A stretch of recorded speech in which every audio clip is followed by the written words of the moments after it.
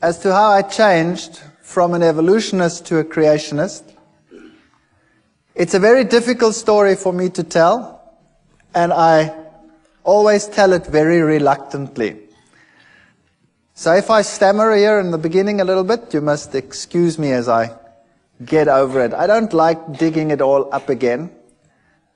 But there are occasions when it is important to show people how God has led in one's life. And so I have to start the story with the very beginning. And maybe then from the background we can see why things happened as they happened. It is a strange story. Some of you might think that parts of it are incomprehensible or may even seem too strange to be true. But it did happen, and it is a fact that it happened like that, and I cannot take it away, so I will tell it as it happened, at least what I remember of it. I was born in a family where my mother was a very staunch, solid Lutheran. She was very faithful in her religion. And my father was a Roman Catholic, and he was very faithful in his religion as well. In those days, it was before the days of Vatican II, and Protestants that were not Catholics were considered to be lost according to Roman Catholic doctrine. But in marriages between Protestants and Catholics, it was essential that the Catholic counterpart in that marriage was to promise that the children would be raised Catholic. And my mother accepted that, and she knew that I would be raised Catholic, and I was raised Catholic. And there was never any argument about religion in our house. My father and my mother respected each other. My father had a couple of problems with the church at one stage because of this marriage, but they overcame them, and then no problem concerning religion ever cropped up in our house. And when I was still quite young, I was about 8 or 7 years old, my mother became ill, and she was diagnosed as having cancer. And they actually gave her a relatively short time to live. They said she would have about 3 to 4 months to live. But she was a very tough lady, and she managed to stretch that to about 4 years. She died when I was 12 years old. But those 4 years were very, very miserable years. She really suffered more than anybody else that I have personally been in contact with. She lost one part of her body after the other. They had to do mastectomies, and then they took out part of her intestines, and she had to have colostomies. And eventually she just lost more and more and more, and she had one operation after the other. In those days, they weren't as sophisticated as they are today. They burnt her under the radium treatment. They forgot her there.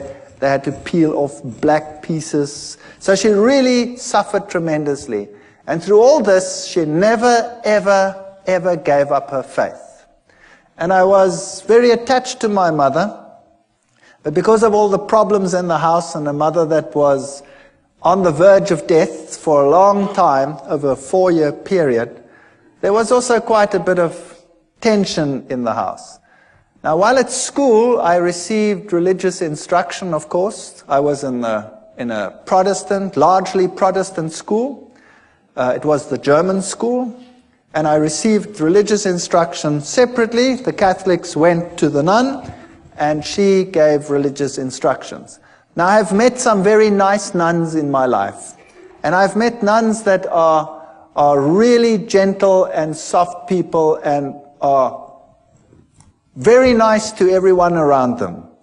But this particular one, where I received religious instruction, was a very hard person, according to my youthful experience that I had at that time.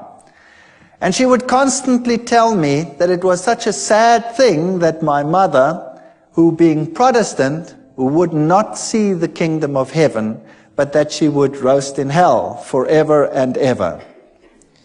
And I resented this very much because I was very fond of my mother, particularly since she had such suffering in her life. And this carried on for about 3 years, 4 years, while my mother was sick. And the more it carried on, the more rebellious I became about the teachings that I was confronted with. I used to attend church very regularly. I had to go to church every Sunday with my father. I went through all the things like communion and all the things that Catholics do. And I became so resentful in the end that I used to be incredibly cheeky in the religious instruction class. And I was then thrown out of the class and told that I was to sit outside in the courtyard. And then for a few years I had living hell in that school, because the headmaster was somehow in cahoots with all of this, and whenever he spotted me, he used to thrash me. And I used to take this quite well. I can be quite arrogant, or I used to be very arrogant. Maybe not quite so much anymore, but if you bonks me on the bean, maybe the old man will surface. I don't know. I fight against him all the time. And he used to thrash me, and I remember distinctly I used to bend down, and he used to hit me once, 2, 3 times, and I used to ask him, "Are you finished yet, or is your arm lame? What's the matter with you?" And he used to get so angry that he used to really whack me, and when he got to 6, then I'd say, "1 more please, because then I can take you to court. You're only allowed to hit me 6 times. That's the law." So I wasn't very popular.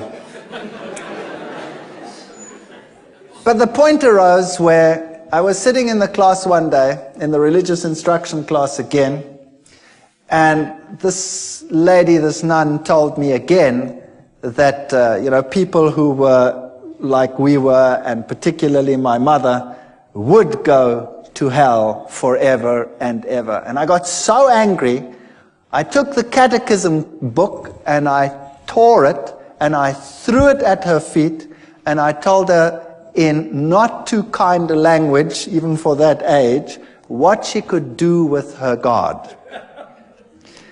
And I was thrown out from that day on a permanent basis, and I had to sit outside in the courtyard, whether it rained or whether the sun shone. And my life in that school was absolute misery. I never told my parents. Nobody ever knew what was happening. There was another teacher as well who used to call me to the front. Before the class even started, "Would you please come to the front?" And I'd go and stand in the front, and he'd hit me left, right, and threw me out. So I was being thrown out of 2 sessions on a regular basis, and I became an impossible child. I used to sit up in the trees when they come and look for me, the teachers, and I'd have these pine cones, and I used to throw them. Oh boy, those were the days. In any case, my mother finally didn't make it when I was 12 years old, and she died. And then from that time onwards, my home life totally disintegrated. My father married another lady who was a typical stepmother, sort of a fairy tale stepmother.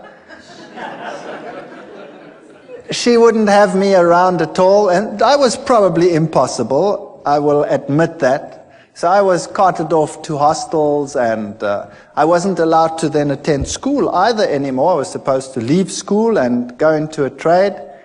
And that's when I woke up and I decided, no ways, and I don't want to do this. So I managed to persuade some relatives, and I went to another school. And I went through my school life, and I did all right, not too hot, but not too bad either. And then I went to the military, and then finally to the university. But from the age of 12, I never trusted or believed in God at all anymore. As far as I was concerned, if he did exist, he was a dragon, and I wanted nothing to do with him. And when I came to university, there I studied science and I studied zoology, and I thought this was the greatest thing since sliced bread. And there I found out about the whole evolution theory, and I was at a university that was the bastion of evolution. Evolution was dished up for all meals. Every class had an evolutionary basis. And it's amazing because it started off as a religious university, and it has a big theology school, and yet the science faculty was incredibly secular, and in terms of its teachings, very, very evolutionary.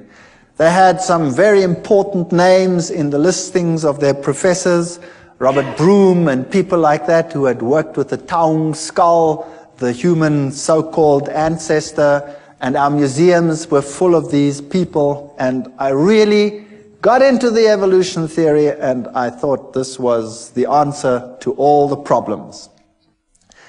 While at the university, I had a roommate. I was in the hostel there, and my roommate was a very nice guy, but he was very new age, even for that time. That's a long time ago. So the word New Age wasn't even known at that time. And he was into Scientology. You know the science of Scientology, where they put you on the e-meter and you go through your past lives and through all the problems that you had, and you clear your karma by talking it through and talking it out, and then eventually, well, then you become God and you've got it made. In any case, he became my best friend. And I had nowhere to go on weekends. I had nowhere to go during the holidays. I always had to work, put myself through university, because my stepmother had convinced my father that he mustn't pay anything, so I put myself through. I had a great relationship with my father years later, so that'll come right, as you can see. Even the worst situations can come right. And on holidays, I didn't know what to do, so I used to go home with this chap to where he lived, 2,000 kilometers away in another city called Durban. And every holiday I used to go home with him because I had no home to go to.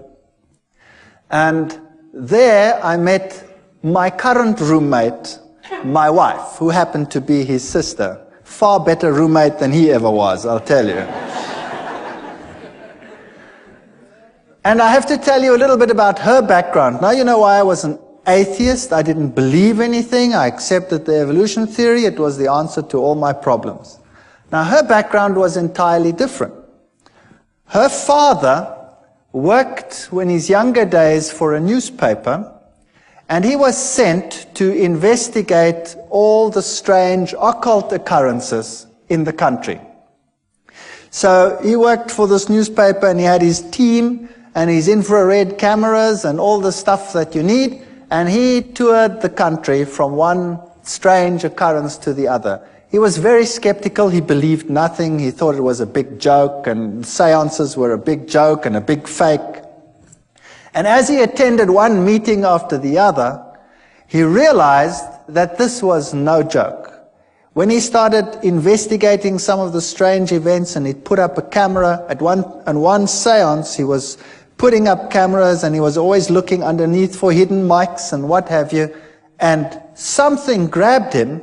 There was nobody that grabbed him, but something grabbed him and beat him up to such an extent that he had an egg-sized boil on the top of his head and was lucky to get away with it with his life. Now, when that happens to you, you start thinking, well, there was some hidden microphone that did that. And he came into situations which were so strange that he became involved in them later. Situations like a house where, when the little child had been sent to bed, the shoes would come walking through the room. And another situation where a newborn baby used to scream hysterically, and when the parents came in, they'd always used to find the baby on top of the cupboard, newborn baby, out of the cot, on top of a cupboard, and they'd walk up and just manage to save the child as it fell down. Now he went to that house and he sealed every single window, and he had his guards outside because he thought, somebody was playing the fool. And he kept the lock and he waited there, and sure enough the child screamed and he went in, and there the child was on top of the cupboard, and he just caught it as it fell down. There was other occasions when in a certain house human excrement was flying around. And he sat in this house and it started howling, and the human excrement started flying against all the walls.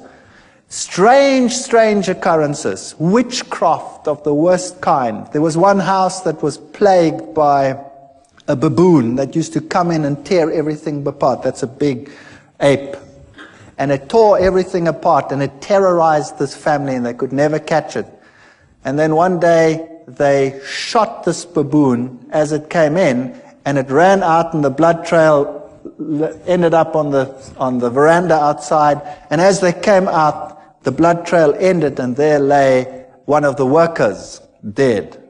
So this was typical African witchcraft as you find it in Africa, in some places even today still.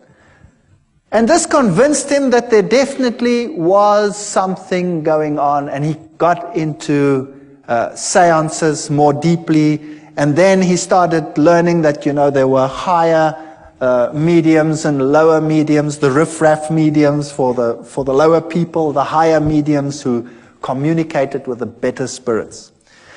And this is how he became involved in this type of thing, and then eventually he moved into the New Age sort of movement and became very high up in this sort of agenda. He wrote books on it, and he was very well received in those circles. Later in life, my wife's parents got divorced, and he married a person, a lady, who was also very, very high up in the New Age movement. In fact, she is one of the instructors in the Course of Miracles. She teaches people how to become Christs and to perform miracles. Incredibly evil situations sometimes in that house, and the occurrences that happened in my wife's house as a child were very strange indeed. They would have one chair where there was always someone sitting breathing heavily. And they had a cane that used to go walking and a rattling and sort of things like that. She grew up with this situation. To her it was nothing. She was used to it. Now to me it was very strange, and I was an atheist. I didn't believe anything. I tried to rationalize it in a scientific sense. And then when my wife and I got married, we moved to the city where I was in the university. And for years there was no real problem. And then my wife, we had the first child, the second child, and then the youngest child my wife was expecting when my father-in-law came to visit. And he moved into an outside flat that we had, an apartment, and there he stayed with us. Now thinking back, I know that this is where it all started. Because if you have an occult presence, then you will have this influence on your home for a long time. I can perhaps tell you that when we were just married, we moved to very close to them, and there were very, very strange occurrences in our house. Absolutely horrendous occurrences on some occasions. Our dishes would fly through the rooms and smash against the walls and things like that. Or you'd park the car and the car would rock and fall over against the side of the garage. We had very strange happenings on a previous occasion.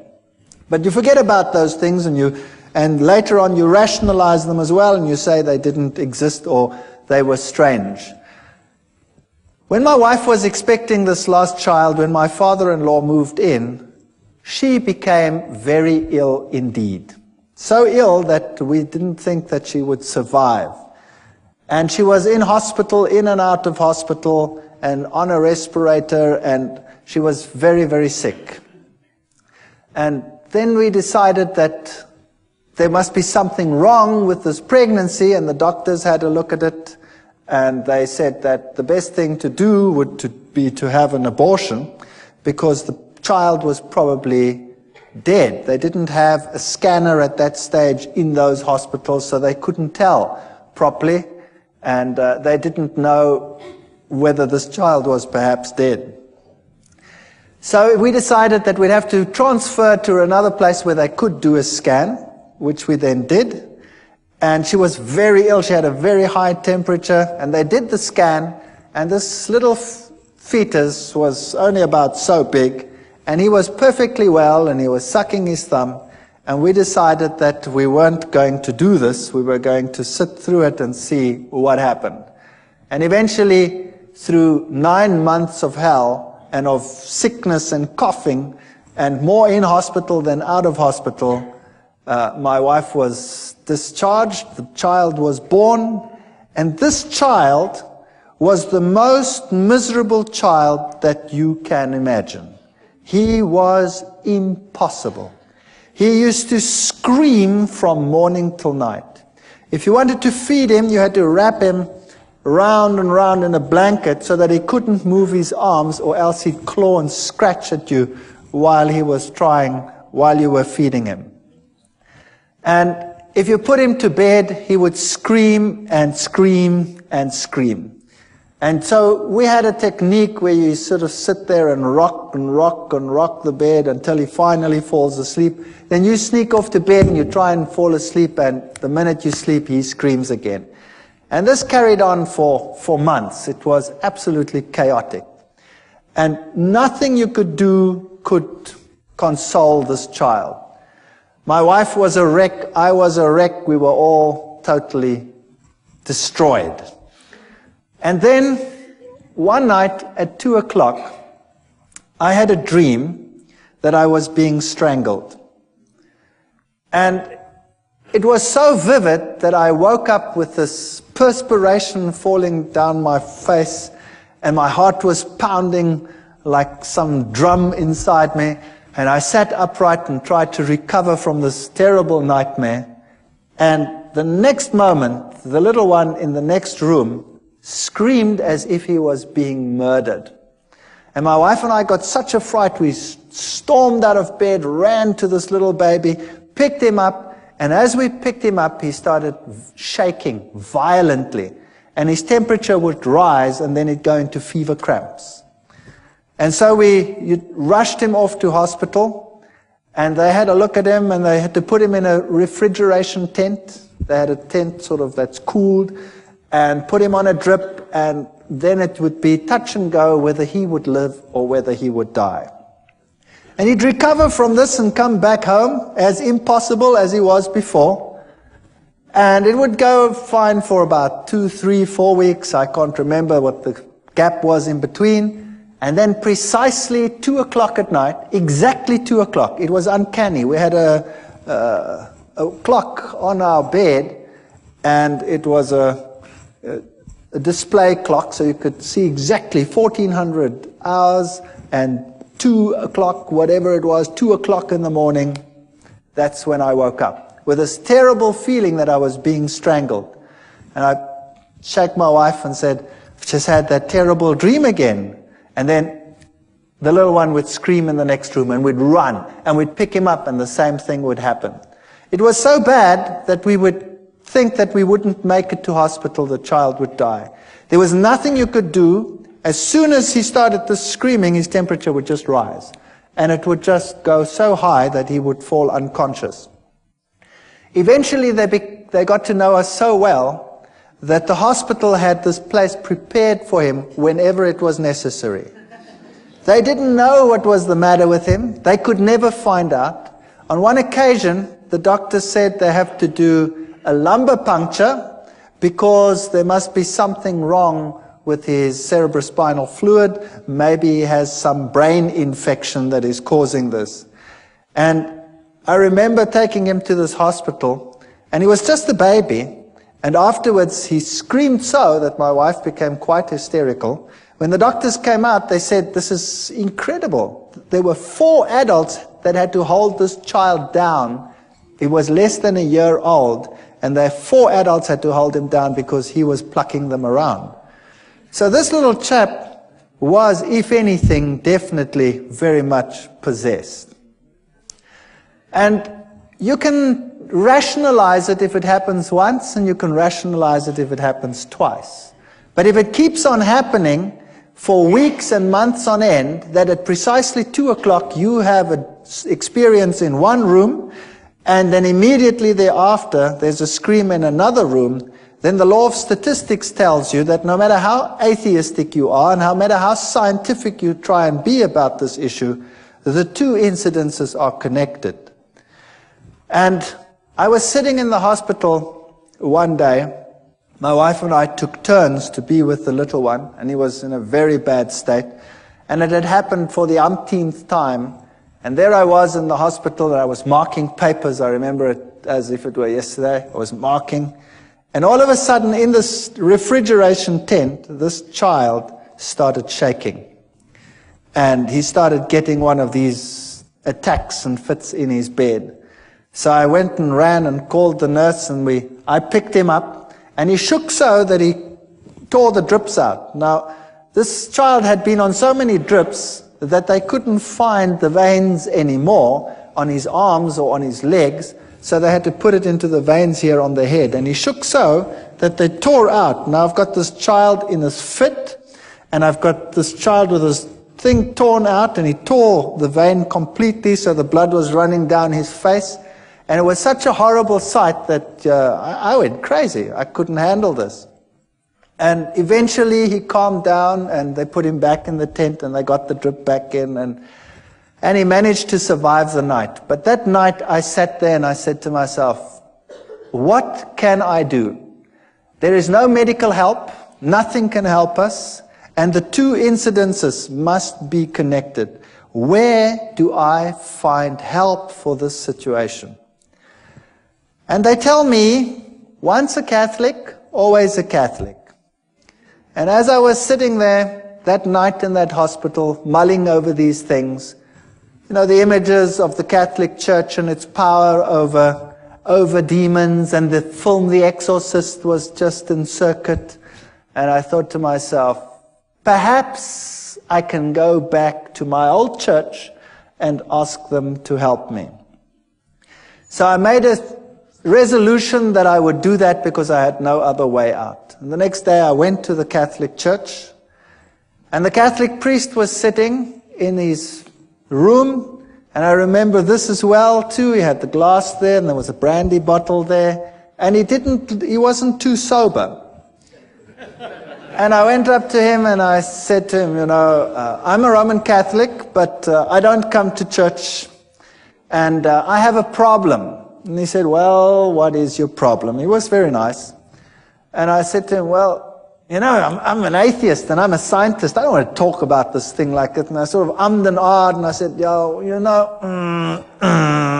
well, I have a problem at home. He says, well, what kind of problem? I said, well, it's a problem concerning strange happenings in my home. And he says, oh, no, I want nothing to do with that.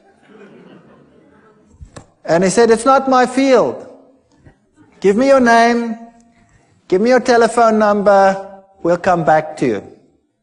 So I gave him my name and my telephone number. All I'd said was, I have strange happenings in my home. That's it. And I went home and I thought, well, that was a lot of help. Thank you very much. And I wasn't home very long when I got a call from another priest. And this one sounded very sophisticated. And he told me whether I would like to meet him at a monastery nearby. So I went to the monastery, and there was this old man. And he was so impressive. He really made such a powerful impression upon me. He told me to sit down, and then he started to tell me what the problem in my home was. And my mouth fell open. If there was a fly, it would have gone straight in. He told me there was a problem in my house, that Satan was trying to kill my son. and that we were being terrorized. And I said to him, that's impossible. How do you know that? I never said anything to anyone. He says, never mind how I know. I also know, he said, that the problem in your home is so severe that it will take the highest levels of action in order to get rid of it. And we will also have to say a mass in your house. And then he said to me, it is illegal for me just to say a mass in any house. To say a mass in a private house, I need to have permission from the bishop. And I already have it. Here it is. And there was the signed permission from the bishop to say a mass in my house. He knew beforehand what was going to happen. He knew beforehand that he needed the permission. And everything was arranged before I even told them what the problem was. Now that blew me out of the water. Then I said to him, fair enough, then you can come to my house and you can do whatever you have to do. But I have a problem in that I was am an atheist. And I haven't been to the church. And now you're going to say mass and all these things in my house. And you know, I've been a bad boy all these years. And he said, but surely you won't be an atheist anymore. And I said, what about my wife? She's not even Catholic. She's Dutch Reformed. He says, no problem. So he came and he spoke to my wife, and my wife was as impressed as I was, very impressed. And he said, take me through the house. And we went through the house, and when we got into the little one's room, all of a sudden, he started falling around. And he couldn't stand anymore, this old man. And I stood there behind him, and I was sort of doing this behind him, you know, like they do on the stage in some of these ministries where the guys fall out and they don't know which way they're going to fall. Well, it happened there as well. And here he was, shaking and perspiring and really being battered. And eventually it calmed down, and we went to the other rooms, and then we came into our bedroom, and he was thrown around again, but not as bad as in the little one's room. And then he said to me, the little one's room is the worst place in your house. Now we have to exorcise your entire house. Bring me some water. We brought him some water. And then he took out special salt, which he said was very special exorcism holy salt. And he made the sign of the cross with the salt in the water. And then he also told me that he had a special ring with him which had the relics of a particular saint that was potent in terms of exorcising. And this priest, had been an exorcist for the Roman Catholic Church in many countries. He was Irish. And then he took this bowl of holy water that he had made, and he went to every single window and door in the house. And he took it and he put a cross on the windows. And of course, as it evaporates, you have this faint cross of salt on your windows. And he went through the entire house with this holy water, and then he put the holy water down. And he said, now we tell the Mass here in this child's room. And he prepared everything. And as he was preparing, we had lots of pets in our house. We had a dog and 2 cats and you name it, all the good stuff that one has when one has kids in the house. And as he was preparing, all of a sudden, all the animals came running into this room. And there they sat. And I looked at this and I said, well, this is weird. What's going on here? And he did the Mass. And then before he left, he said, what you have to do now is above every child's bed, you have to put the following.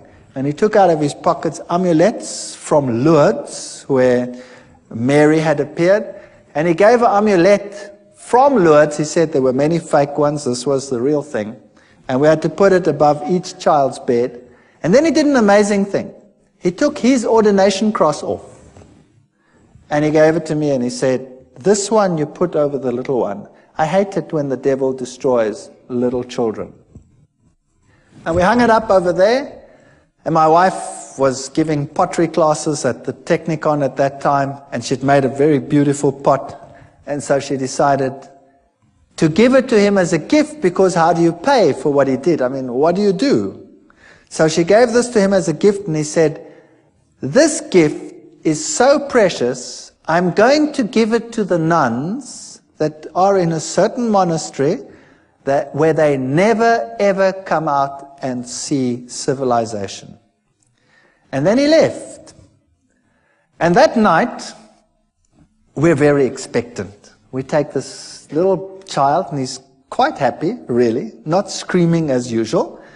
And we take him and we tell him it's time for bed. Now, normally that was enough to have blue murder in the house.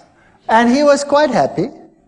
And we put him into this bed. Now, he was only just starting to toddle. And we put him into the bed. And this child had always, when you put him into bed, gone into a fetal position and started bashing away and screaming and going blood red and going totally crazy. That night, we put him into the bed, and he rolled onto his back and laughed. And he put his arms out like that, and he did goo-goo sounds like little kids do, and he fell asleep. And for the first time in his life, he slept right through the night. And the next night, he slept right through the night. And the next night, and the next night, and the next night, and the next week, and the next month. And here was I, the hard-nosed atheist scientist who knows it all. And here was peace and quiet in my house. And then I realized that I do not know it all at all. And I said to myself, now what am I going to do? Here is a major problem in my house, and the church solves the problem. Now, am I going to ignore it? Or am I going to say, there is a God, and I have a responsibility towards this God? And I wrestled with this for a number of months. I really wrestled with it. And my wife wrestled with it. And then I said, well, I have no choice. I have to go back to the church. Fortunately, my oldest son was at the point where he has to go to communion classes, so that gave me an alibi to go to church. So I went to church, and this one or two students, it's a small university town, still say, what are you doing here? I said, well, my son has to go to communion, you see. And I started going to church, and I became quite involved in the church again. Every Sunday, faithfully, everybody went to church. And my wife started saying that this is the way to go. She also wants to go to church, but she didn't get herself quite that far yet. And because there was such peace and harmony in the house, we became more relaxed. And one day I was sitting there and I thought to myself, you know, this house needs a change. And typical German, I said to my wife, you know, if we did this and that and the other, then, you know, we could do something with this house. And I climbed into the roof and looked what was a bearing wall and what was not a bearing wall, and then I just took a sledgehammer and smashed out everything that irritated me. And we decided to restructure the whole house, which we did. I managed to accumulate some money, and I wasn't in great problems. And then we redid our entire house. And during the process, I had to go and see a man for the kitchen. I wasn't really involved in the church yet. I'm sort of in the stage of, I don't really know, but. And the man who did the kitchen came and said to me, by the way, I walk with the Lord.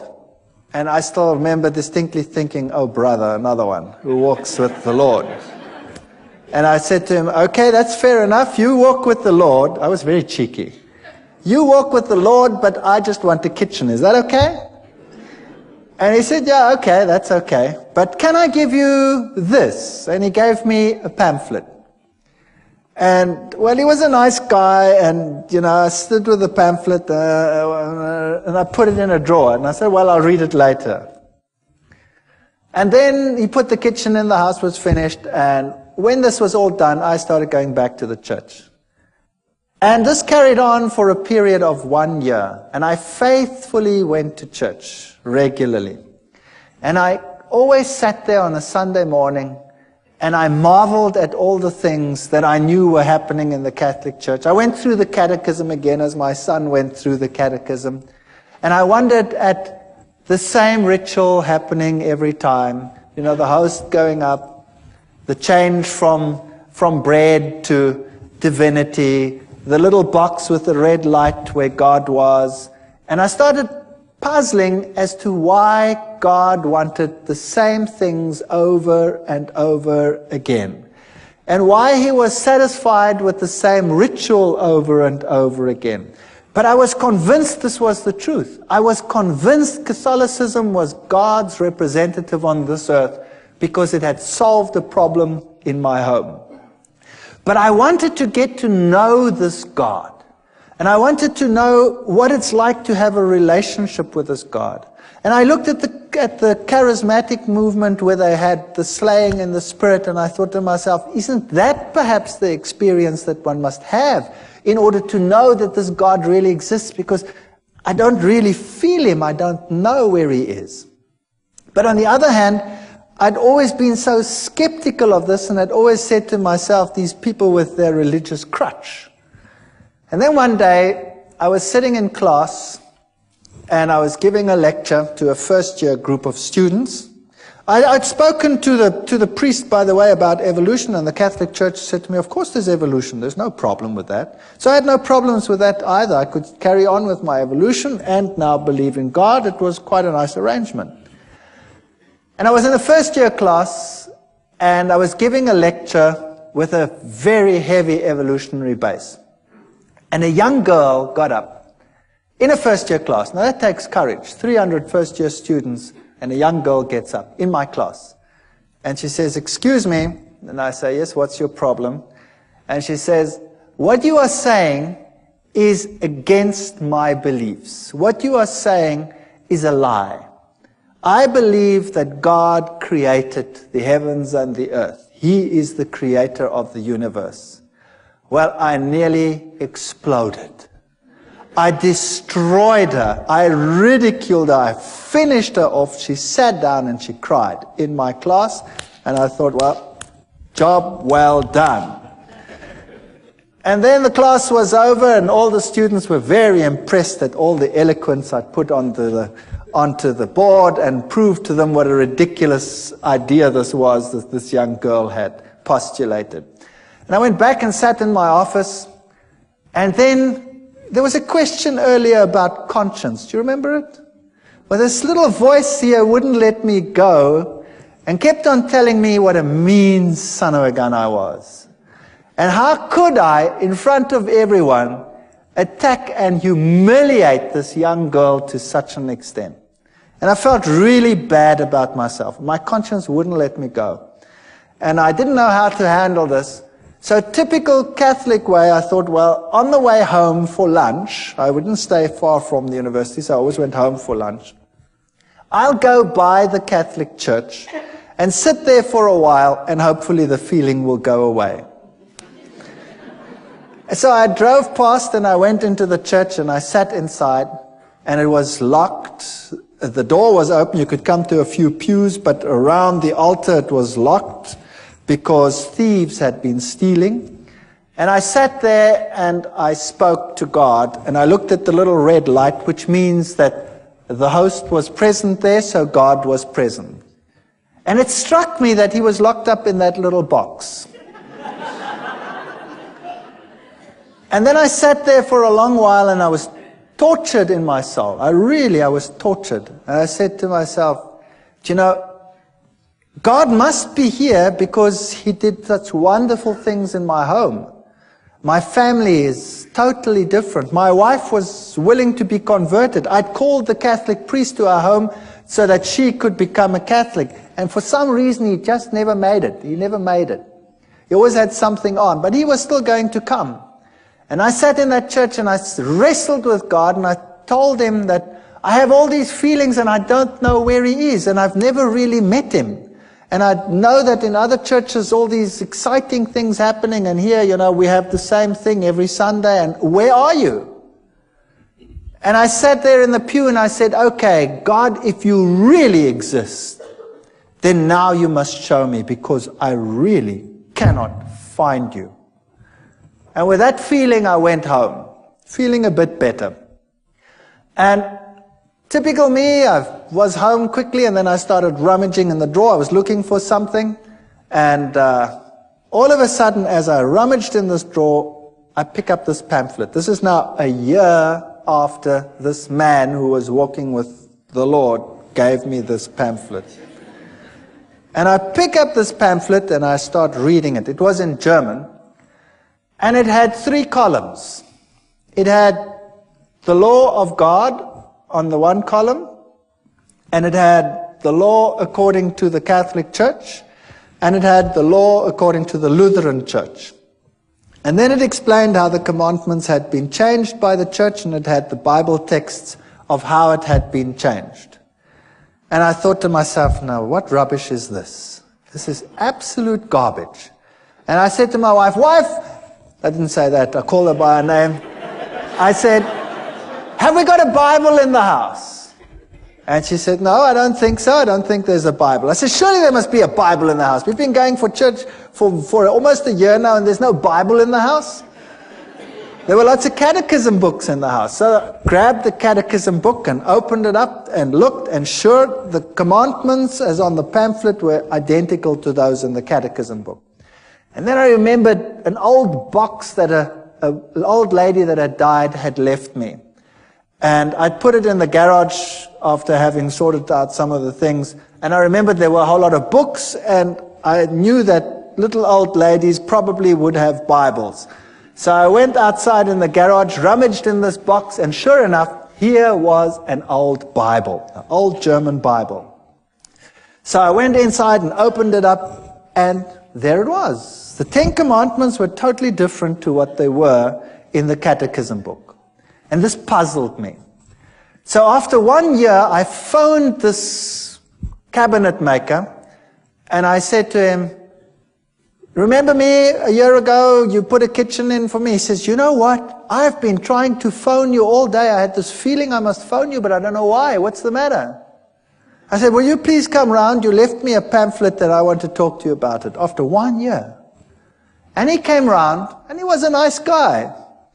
And we started talking, and then we started talking about the scriptures and about the Bible, and we started talking about the book of Daniel and the prophecies pertaining to Daniel chapter 7, and I went through it with him, and we wrote, and we worked till about 3 o'clock in the morning. And he came the next day and the next day, and in 3 days we'd gone through Daniel and Revelation, all the historic facts and all these things, and I wouldn't believe a word of it. And then I decided that the only way we're going to resolve this is if I check whether every one of those facts is really so. Whether those kingdoms and those kings and all these things are really so. So I went back to the university, to the history department, the theology department. I got everything that I could lay my hands on, and I checked and verified, and it was really so. And then I started finding out that the little horn of Daniel chapter 7, if you take it as the Bible says, can be none other than the Roman Catholic Church. What a shock that was to my system. Then I got the Protestant view of the little horn being Antiochus Epiphanes IV, and I went through all of that and found out, but it can't be him because none of the criteria fit. And also how the scripture had been changed on some of these points. But to be fair, I invited the Roman Catholic priest to my home. And I said, would you please come to my home? I have to talk to you on an issue. And he came. And my wife was there and I was there. And I took the Bible and I took the chapters in Daniel and I went through with it in detail, and I showed him the change of the commandments and all these things. And then he said to me, I can't talk to you on this issue because I'm not into scripture at all. And I was stunned. Here was a priest and he was not into scripture. He says, we have some specialists who are into scripture. But it doesn't make any sense to me, he says. And then he left. And then I had the ministers of other churches, and we argued right sometimes till the late hours of the night as to what the little horn was. And every time they come back to Antiochus Epiphanes, I'd show them, but it can't be because he comes after Rome, etc. It can't be in Greek times. And eventually they would all leave as well and say it can't be any other way. So I was confronted with this tremendous dilemma. And then the worst thing of all was, we started talking about the Sabbath, this other man and I. And we went through the whole Sabbath thing, and then I said to him, but this is ridiculous. How can you keep a commandment which you keep because the Lord created in 6 days, the heavens, the earth, the sea, and all that in them is? That's ludicrous. Everything came into existence through evolution. And he said, no. It came into existence through creation. God created it. You know, and the little girl pops up into my mind. And I said to him, but that's rubbish. He says, I'll prove it to you. I said, you try. And he tried. The next day he was at my house with a pile of books like this, all on creationism, and he gave them to me. And I remember going through those books. I was sitting in my office. I used to give my class and run back, and I went through those books very quickly. And I gave them back to him in a very short time period and said, there are your books. And he says, what do you think? I said, I've never read so much garbage in all my life. So he said, don't worry, and he brought me another pile like that. And I went through that lot, and it was so confusing and so full of garbage. So I gave it back to him. And I said, it's so unscientific, I cannot accept this. So we argued about God being a creator or not a creator, and I would kill him with science. I had all the terminology. I was a lecturer. I was an evolutionist. I knew what to tell these people. I've been trained to wipe out people who oppose, you know, the scientist on any of these fields. And he got so frustrated with me. And then one day he was so frustrated, he says, you know what? I said, what? He says, I haven't got a problem with evolution creation. You have a problem. You solve it.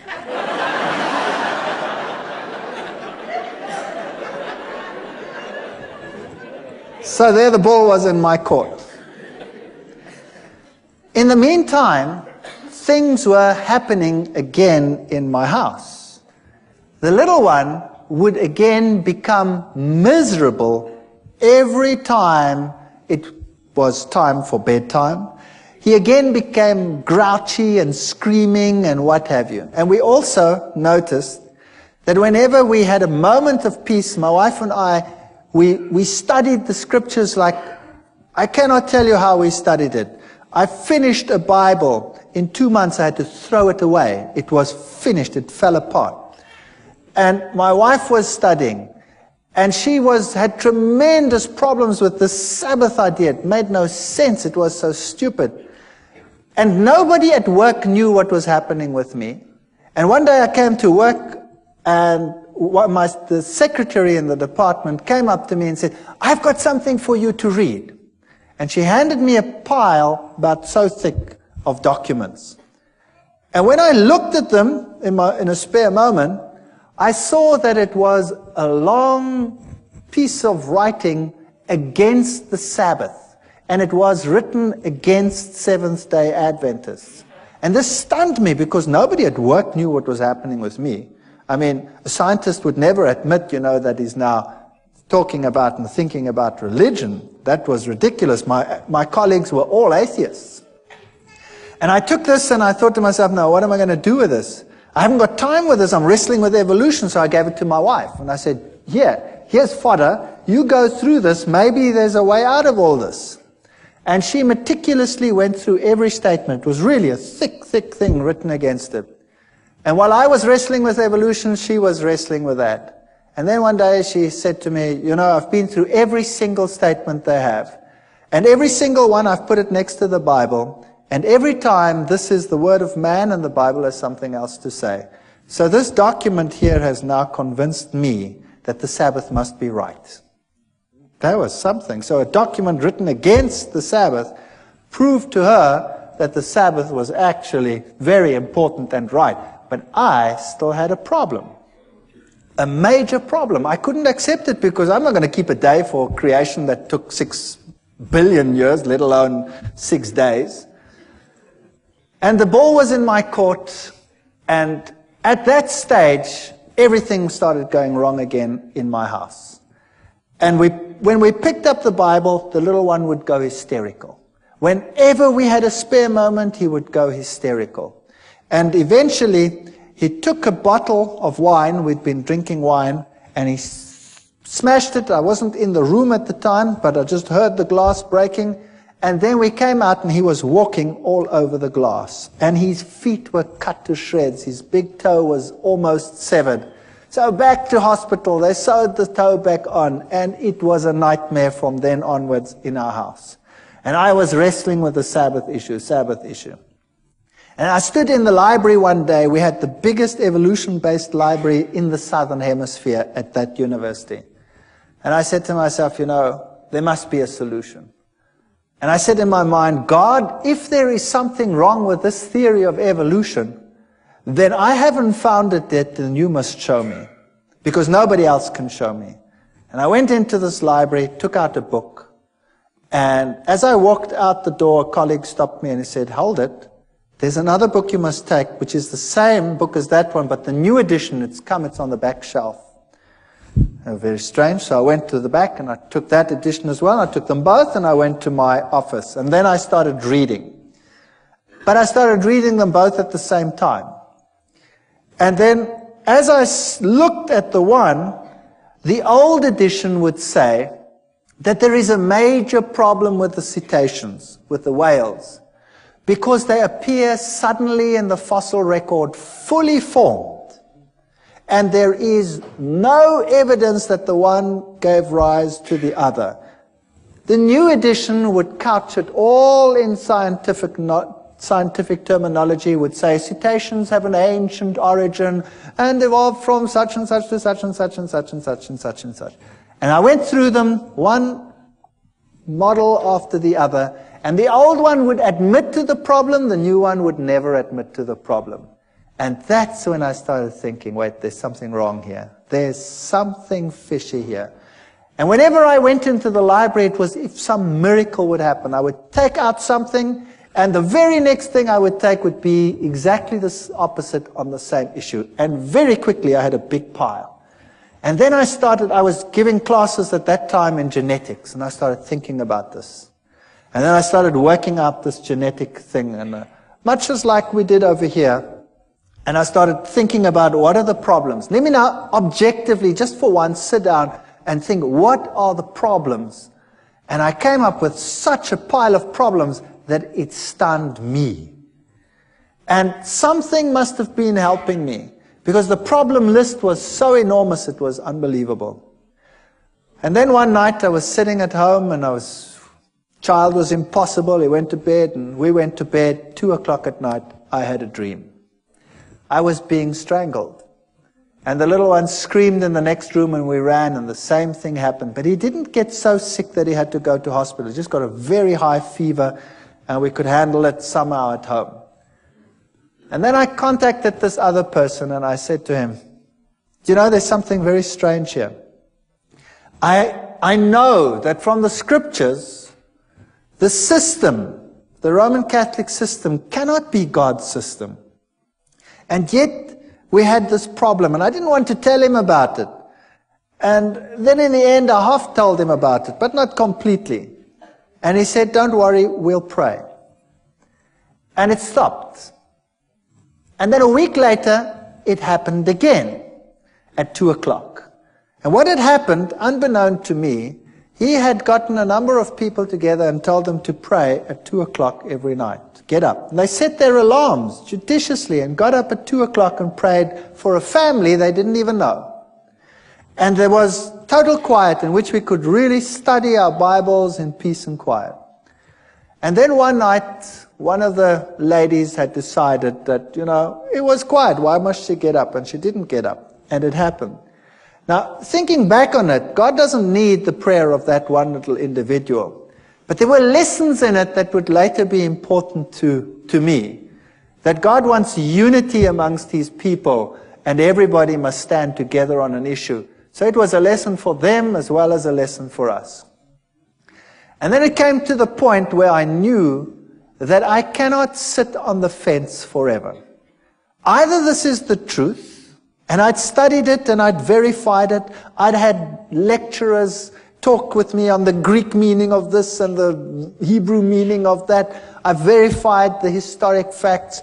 I'd looked at the prophecies. There was no other way in which it made any logical sense whatsoever. I'd studied what the other churches had said. It didn't make sense. And I knew a decision would have to be made. There was no way out. And I decided I was going to do it. I was going to make the decision. No matter how ostracized and how weird this church was to me, the first time my wife saw Adventists, she burst into tears. They ate so strange. They were so different to what we were like. I remember the man said to me, "Don't you want to come to one of our services?" And I said, "That's Sunday. That's my day off. I walk around in jeans and a t-shirt and slops. And I'm not going to any church whatsoever if I can't go exactly like I am. Because if I went to the Catholic church, I went in jeans and t-shirt and slops." He said, "That's fine. Come." So I went to the Catholic church, to the Adventist church, and I sat there in the back. And I looked at all these people with their suits and their ties, and I thought, yuck. And they all looked at me, but they were all pleasant about it. And strange things like that. And I didn't like the setup. I didn't like what they looked like. They looked so different to everyone else, you know. My friends were rough, and they would make coarse jokes and all kinds of things, and these were so different. My wife burst into tears when she saw things. She said, "I don't want that lifestyle. I want my old lifestyle. We used to sit around the swimming pool and drink beer and have friends over and, have parties and stuff like that." And they were so different. It's so night and day difference that you think you could never be happy over there. She cried and cried and cried, but knew somehow she'd have to go back in any case. And then one day I decided that I couldn't take it anymore at work with all this evolution teaching. And another strange thing happened. I was asked by the then head of the department to lead an evolution discussion group with the postgraduate students about 2 weeks later. Everybody gets a turn, but mine wasn't for months. Something happened and mine was moved forward. Now I sat with a major problem. Do I go into that with my mouth full of teeth, pretending to be what I am not? Or do I stand up and for what I now believed? And I was really so chicken, it's unbelievable. I was so scared of this event. To lose face amongst your colleagues when you've been such a bee's knees all these years is really a painful experience. And I decided after much wrestling and soul searching that I would do it. My new friends, who had become less weird in my eyes over time, would pray for me while I did this. And I went into that lecture hall, and the whole staff was sitting there. This was a postgrad affair, so the whole staff was there and all the postgraduate students. And I start the ball rolling with the lecture normally, and then you start this evolutionary discussion group. And I started the lecture, and then I switched to the genes, and I highlighted every single problem. And I went through the whole gene system as far as I'd sorted it out at that stage. And I said at the end, therefore, evolution is not possible. Well, first you could hear a pin drop, and then all hell broke loose. One of my colleagues went blood red and started screaming at me like you cannot believe, and the foam literally started coming out of his mouth with rage. It was just unbelievable. And then one of the students, a girl, it's interesting how these things happen, a young student, a girl, an honor student, she got up and she said, "I want to say something." And she looked at all the lecturers And she said, when I came to this university, I believed in God. I had a good life. I had a good relationship with God. And now I believe nothing anymore. I've lost my faith. My life is falling apart. And you have robbed me of my faith. And now Dr. Veith is giving this lecture and showed me now that you had been misleading me.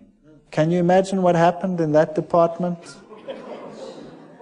That was the end. My life was not worth 1 cent in terms of my scientific credibility. I was finished. When I walked down the passage, my colleagues would turn around and walk the other way. And I decided there and then that it was impossible for me. Then we had a meeting, a special meeting where they decided that the basis of all teaching must be evolution. And of course, I couldn't go along with that. So I decided I would resign. So I resigned. And the head of the department said, you know, you can't just do this. I mean, I had a lot of students, and I was quite popular amongst the students. And I had most of the postgraduate students were under my supervision. And then the rector of the university called me in. And the rector said I must come to him. And I thought to myself, wow, now I must go to the rector. What do? I've got nothing decent to wear. I've never possessed a suit in my life. I bought a suit to go and see the rector. Can you believe that? And when I put on this stupid suit to go and visit the rector, something struck me between the eyes like a hammer blow. It's just a personal thing for me. I thought to myself, now look what you're doing, you idiot. You go and put on a suit to go and speak to a man, but when you go to visit God, you go in jeans and a t-shirt. Purely a personal thing. I don't mind anybody coming to church in jeans and t-shirts. That's fine. It's just for me personal. And that bugged me. And then I went to the rector's office and I sat there opposite the rector and we started talking. And he talked with me for 1 hour. And it was very difficult for the university to get rid of me because I had all these students. And we started talking, and then eventually he said, you know, what if you decided that you do not rock the boat anymore? Then, you know, we could give you something better. Well, that would be a professorship. I was a pretty young guy. I would just about be the youngest professor in the university. And I looked at him and I said to him, the price is too high. And I will leave in any case. And then he says, that's very interesting. By the way, who do you think has the truth? And there I sat, my mouth full of teeth. Do I admit that I believe that some little sect that everybody detests has the truth? And do I say this to a man who has this high position in this university and in the government at large? And I said to him, well, you know, religion, Christ, churches, whatever. I can't even remember what I said. And he said to me, no, that's not what I want to know. I want to know from you, who do you say has the truth? We went through the same ritual again. And he stopped me and he says, no, I don't want to know that. I want to know from you, who do you think has the truth? And I started off with this again, and in the back of my mind I heard this terrible cock crowing.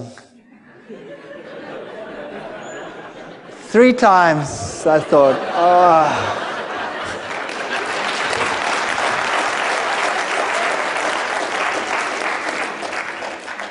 And I said to him, well, I think it's the Seventh-day Adventist Church that is preaching the truth. And I thought, now that's it, I'm a dead man. And he said nothing, not a word. He just said, oh, well, thank you very much. Congratulations on your choice, and I hope things go well with you. And that's it. And I resigned from the university. And I put my house on the market, and the very first guy that walked into my house said, "Wow, what a house," and he bought it. The very first guy. And there I had this money, and I knew now my scientific credibility in the world was over. University was a career that I'd given up for my faith, and God would take care of me from now on, and things are going to be just honky-dory. I'm going to now take this money, and we're going to do something great with it. We're going to start a little farm somewhere, and we're going to get people to come, and we're going to witness, and we're going to do great things with all this money. And I got some guys together, and we started this thing. And then we planted wheat, and the wheat grew like crazy. And it stood so high that the farmers in the entire district came and said, "You guys, you were at university, you know something special." And I said, "Well, nah, we're doing exactly the same thing you're doing," but I think to myself, it's because we're walking with God now. That's why our grain is so much higher than yours. If you would do the same thing, then your grain would also be better. You see, once a Christian, boy, everything will go just great. And I was quite happy to be out of the university, and we moved out to this place, and we started this whole thing going. And then our money was all invested in the land, and we had invested lots more money on loans and things for whatever is necessary to put in the wheat crops and all this sort of thing. And then a flock of birds arrived, such as you have never seen in your entire life. And they ignored all the farms with the little wheats on them, but they sat on mine and made it home. And they were just stubbles. And then, you name it, it went wrong. Sanctions came in against South Africa at that time. The economy was totally destroyed. Interest rates that had been at 3 and 4% shot up to 28, 30, 36% in some cases. And loans that were nothing to repay became a total nightmare. And the only means of making money was taken away, and we were totally destroyed. Everything I ever possessed was gone with the wave of a wand. It just ran through my fingers. And all the crutches that I'd been leaning on were gone. And the birds ate my fields. And I said to God, "How can you do this to me? How can you destroy me? How can you allow this to happen? And I have no means of supporting myself. I have nothing.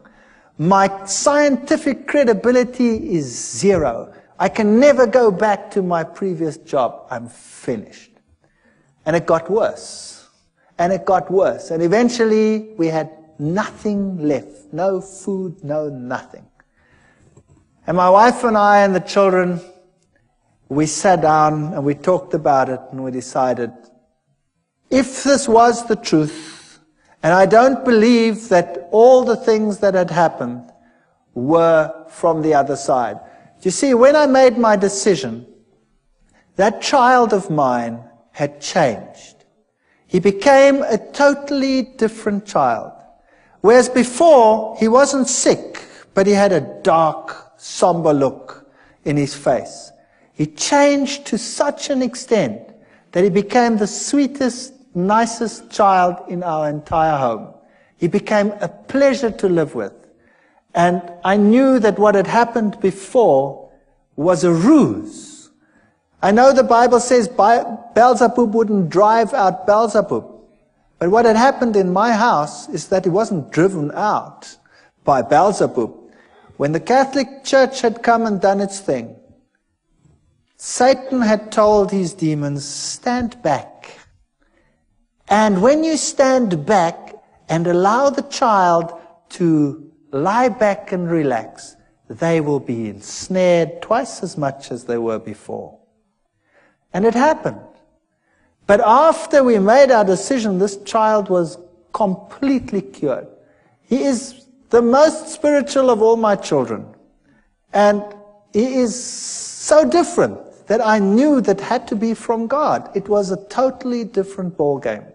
The other interesting thing that happened was That same Catholic priest, after all this time, more than a year, out of the blue, while I was wrestling with this decision, phoned me. And I picked up the phone and I said, "Hi." And he says, "I'm Father so-and-so." And I said, "Yes, that's strange. Why are you calling me?" And he said to me, "You know your father who's dead? Your father is having terrific problems out there in purgatory." It's true, he said that. And I said to him, "But how do you know?" Having done the study on the state of the dead and all these things and knowing what happened, I said to him, "How do you know?" He says, "The nuns that never see the world, they have been told by the other side that your father is in trouble and he is in trouble because of you. And you had better get back to the church quickly. And you had better start praying and having masses said so that this problem will go away." And I said, "Thank you very much for the information," and put the phone down and remember thinking, "You're too late, devil. You are too late." That man was a nice man, and he is deceived, I know. And the Lord will hopefully lead him to a better life and a better understanding one day. But here I was on this farm with no money, no means, no nothing, destroyed career, no chance of getting back, ostracized, laughing stock of the academic world, and no money. And we knelt down and we claimed every promise in the Bible and said, "Lord, you have promised you will take care of all our needs. You have promised that the children of a righteous man will never be seen begging in the street. There is no way out of the dilemma that we have. There is no money, there's no food, there's nothing. But we believe your promises." And we wrote a letter and we put it down in writing, all the promises, and said, "You cannot lie. Therefore, these promises must be for us. And if our life out here is destroyed and our farm is destroyed, then so be it. There must be something else that you have in mind." And then we went to bed. And the next morning at 8 o'clock, the phone rang, and a professor from another university phoned me and said one of his colleagues has got a major problem and has to go away and has to take extended leave for a year. And they need someone to replace immediately, and the subject being taught is exactly the same field that I was in. And I said to him, "Well, what do you want me to do?" He says, "Well, you could come and give the classes." And I said to him, "But, you know, what about, He says, "Never mind, as long as you stick with science, and who cares, it doesn't matter. You come and would you do that for us? We're in a jam and we need someone and we know that you're available." And I said, "Well, that would be great. Thank you very much. When do I start?" And he says, "Well, we'd have to get it through the committees and probably in 3 months' time." And I said, "Okay, thank you very much." Put the phone down and said, "Nice try, God, but in 3 months' time, I'm dead meat. I've got nothing to eat." And I was so depressed. And then about 20 minutes to half an hour later, the phone rings again. And it's the same man. And he says to me, "Something strange just happened." I said, "What happened?" He said, "I went to the rector's office to have him sign this thing so we can start the ball rolling. And the rector says, I have no time. I have no time for committees to call them together to get the process rolling. What is it you want?" And I explained to him what I want, that I have to replace it. And he said, "Come here, I'll sign it." And he signed it and he said, "Appoint the man. He can come tomorrow if he has to." So I said, "Wow. So when do I start?" It was Thursday. And then he said, "Monday. You start Monday." I said, "I start Monday?" And I was in another little town, and I had a farm, and there were cows. I was bankrupt, and who was going to take care of these stupid cows on the farm? And 10,000 problems to be solved in one weekend. Impossible. And I put the phone down, and I said to my wife, "I've got a university job, only for a year probably, but it's okay. We've got something to go to. I start Monday, but who's going to take care of the rest?" So we prayed. And we said, Lord, you have one solution. Surely you, knowing everything, must have the other solutions. And we had hardly finished when there was a knock on the door and a young couple arrived. And this young couple said that they were farmers in another country to the north of South Africa. And they were Seventh-day Adventists. And they had been working for another farmer, and he had told them if they are not prepared to work on the Sabbath, they must go, and he'd kicked them off the farm. So he had lost his job because he kept the Sabbath. And he said to me, I've got nowhere to live, I've got nowhere to stay. I said, would you like to live on this farm? And he said, sure.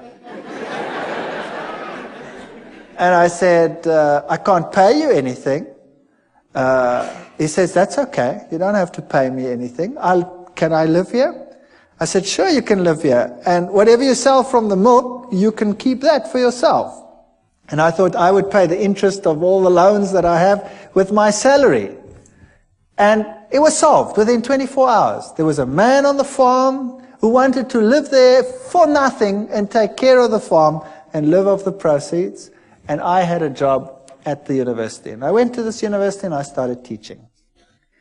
And for the first few weeks, of course, I had no salary, no money. Also, another miracle within that same period, I got a house in the middle of a month, and I didn't have to pay till the end of the month.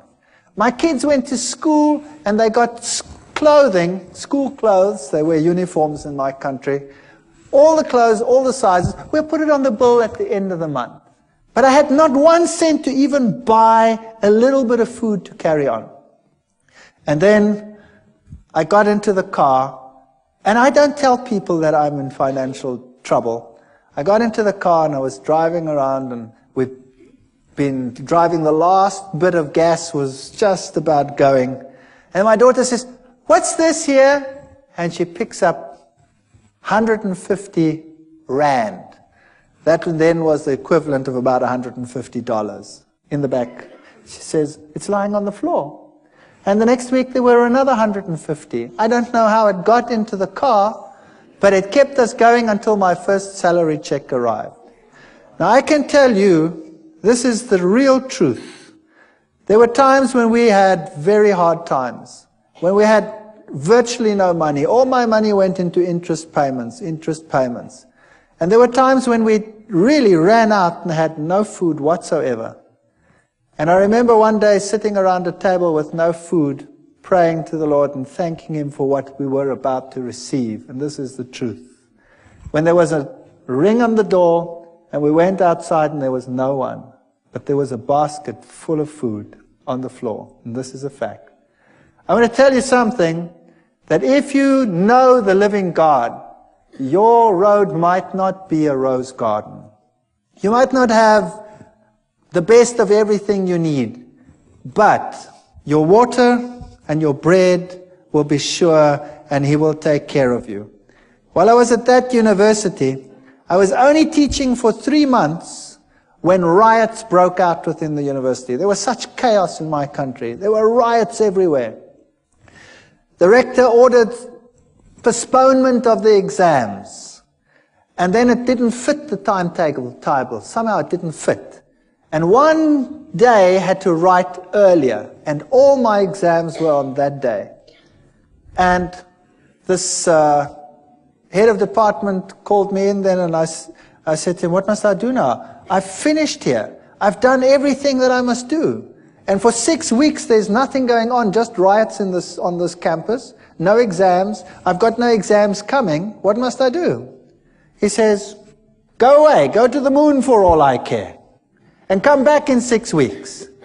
And in the meantime, somebody had arranged for me to go away for 6 weeks to the United States and to other places to look at all the petrified forests and things in the world. And I'd said to him, forget it, it's impossible. I've just started a job. I can't go and tell the man I want to go away for 6 weeks. And there were the 6 weeks. And I could go on the study tour. You saw many of the slides here. I could tell you one story after the other. I could keep you busy all night. I want to tell you that the Lord intervened with such power in our lives. And as we went through life again, back at the university, they started respecting me for the science that I was doing. And eventually I was given a permanent position. And eventually I started right at the bottom again. I was senior lecturer, here I was just a lecturer. And eventually I became a lecturer, and then a professor and head of department, in spite of what I believe, in spite of what I say. So if you think that God cannot take care of you, I want to tell you, He can do anything. I am in a secular university. I'm a professor and head of a zoology department in a secular university. I teach and preach creationism, which is impossible in terms of human imagination. And in spite of it, I have that position. Never be afraid to stand up for the Lord and for His truth. If you are genuine, God will take care of all your needs. I don't know whether it will be forever. Sooner or later, someone will close the tap. But it doesn't matter. The Lord will have something else. And He is offering the same to every single one of you. Take a step for what is right. Do what is right. And the Lord will fulfill every one of His promises. Thank you.